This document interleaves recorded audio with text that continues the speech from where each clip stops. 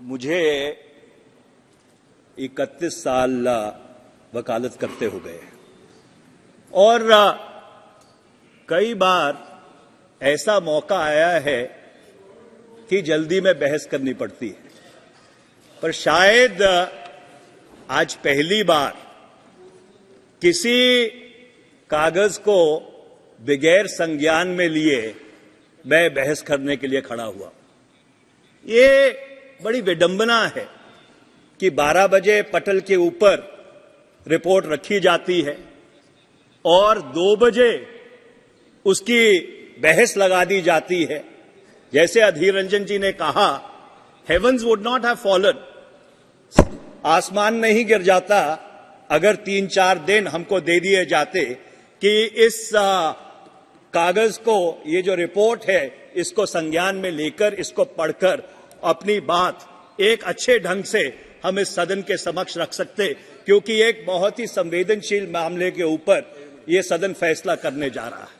पर अध्यक्ष जी, मैं 4-5 चीजें जो बहुत ही बुनियादी हैं और जो नेचुरल जस्टिस से और जो मौलिक अख्तियार हैं उनसे जुड़ी हुई हैं, उसके ऊपर मैं जरूर अपनी बात कहना चाहता हूं।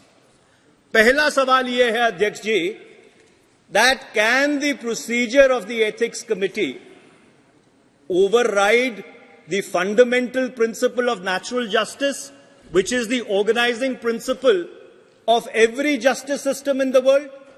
और ये बात मैं इसलिए कह रहा हूं कि हमने जो अखबारों में पढ़ा उससे बहुत साफ तौर पर यह चीज निकल के आई कि जिनको अभियुक्त बनाया गया, जिनके ऊपर लांछन लगाए गए, उनको अपनी बात पूरी तरह रखने का मौका भी नहीं दिया गया। ये किस तरह का प्रोसीजर है? ये किस तरह की न्यायिक प्रक्रिया है?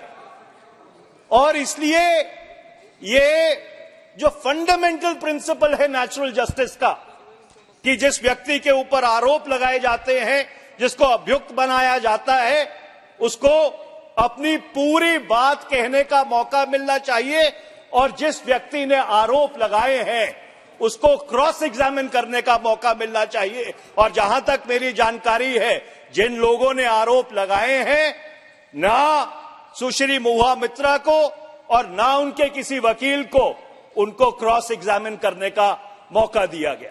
मेरा दूसरा सवाल यह है अध्यक्ष जी, मैंने रूल जो 316D है, rule 316D of the rules of procedure and conduct of business, उसको ध्यान से पढ़ा है। उसमें ये लिखा है, the recommendations of the committee shall be presented in the form of a report.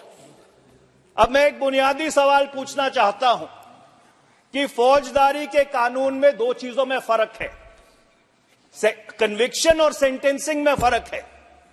जो एथिक्स कमेटी है वो ये तो सिफारिश कर सकती है कि कोई व्यक्ति गुनाहगार है या बेगुनाह है, पर एथिक्स कमेटी यह सिफारिश नहीं कर सकती कि उसको दंड क्या दिया जाना चाहिए। This is a fundamental distinction. That power lies with this house. The ethics committee at best can make a recommendation that whether a person is guilty or a person is innocent. It is this house sitting as a jury which has the powers to decide the quantum of punishment, Mr. Speaker.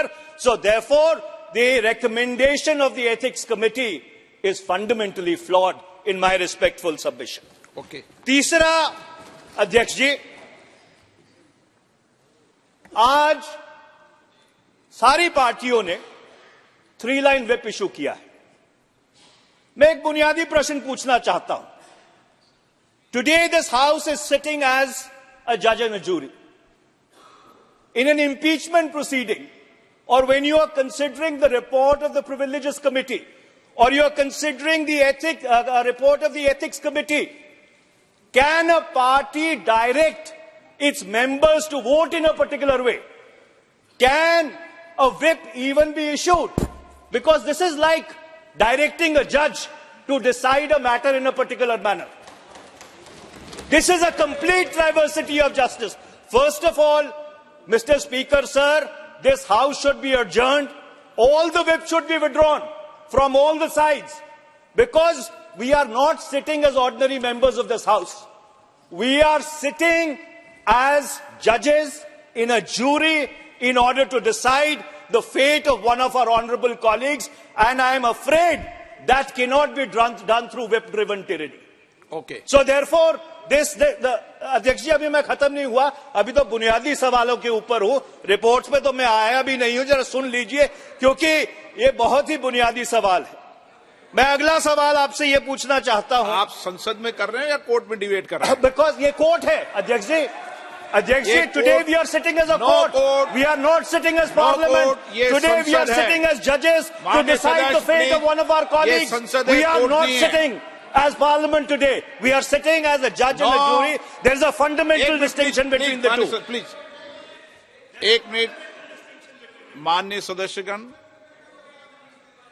ये संसद है, ये court नहीं है। ये आप senior हैं, आप क्या बोल रहे हैं ये आप देखें।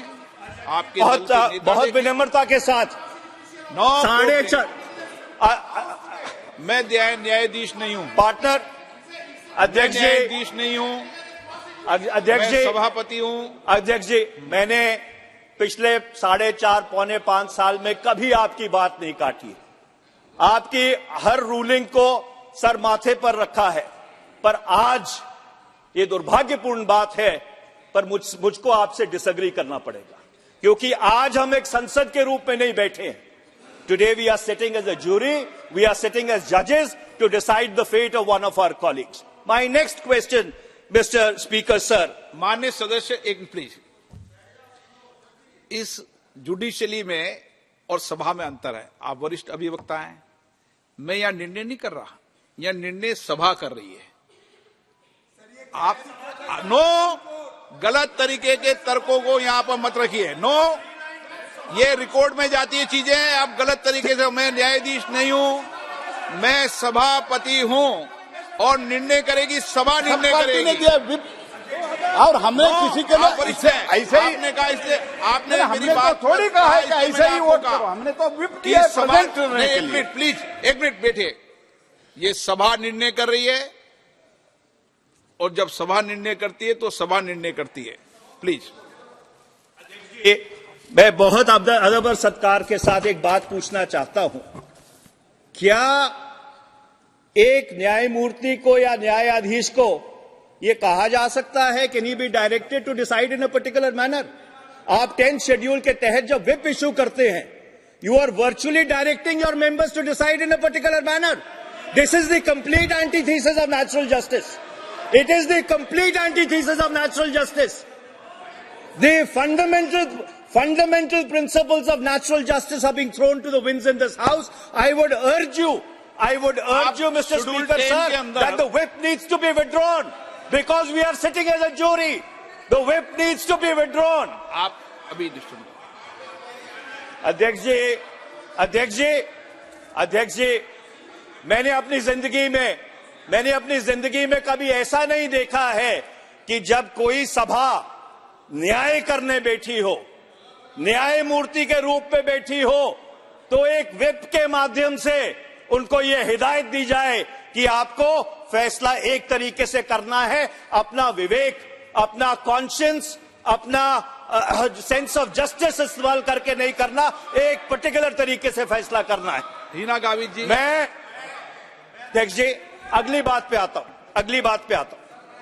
एक अगली बात पे आता हूं। एक मिनट, आप कंक्लूड कर दो। अध्यक्ष जी, संविधान की धारा 105, article 105 of the Constitution gives powers, privileges and immunities to members of Parliament. I want to read out Article 105 too. Mr. Speaker, sir, Article 105(2) says, no member of Parliament shall be liable to any proceedings in any court in respect of anything said or any vote given by him in Parliament or any committee thereof, and no person shall be so liable in respect of the publication by or under the authority of either House of Parliament of any report, paper, vote or proceedings. Mr. Speaker, sir, 105(2) was inserted into the Constitution in order to give complete immunity. I stress the word complete immunity to a member for anything said or done in the House. And he cannot even be, his conduct cannot even be called into question in a court of law. So the question is, when your conduct cannot be called into question in a court of law, can your conduct be called into question in this August chamber? Can this... माननीय सभापति महोदय, बहुत दुख हो रहा है कि आज हमें ऐसे विषय पर यहाँ एक सेकंड, हाँ बोलिए, ने दीजिए। अध्यक्ष जी, my humble submission is, can this August House override the founding document of India which has brought this House into existence? And the answer is no.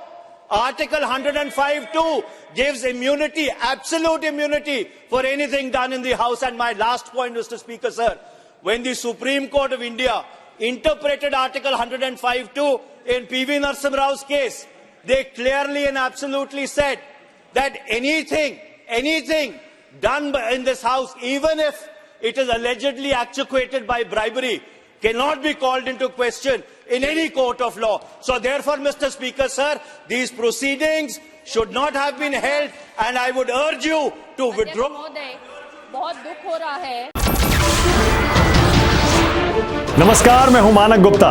अगर आपको हमारा ये वीडियो पसंद आया हो तो इसे लाइक और शेयर जरूर करें, और हां, हमें सब्सक्राइब और फॉलो करना ना भूलें ताकि आप देश और दुनिया की कोई खबर मिस ना करें। तो जुड़े रहिए हमारे साथ और देखते रहिए न्यूज़ 24।